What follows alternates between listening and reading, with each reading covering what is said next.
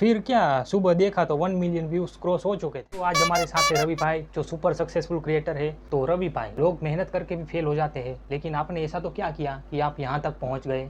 कुछ नहीं किया। मतलब सही में कुछ नहीं किया। तो फिर सक्सेस कैसे मिली? पता नहीं, बस हो गई।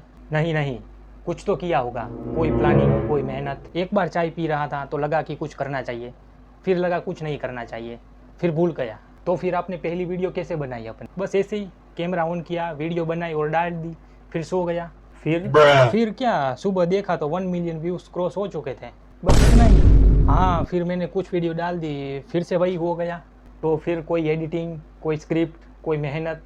अरे नहीं, मैं तो वीडियो बना के भूल जाता था। जब लोग बोलते थे कि भाई तेरी वीडियो वायरल हो गई, तब मुझे पता चलता था कि मैंने कुछ डाला है।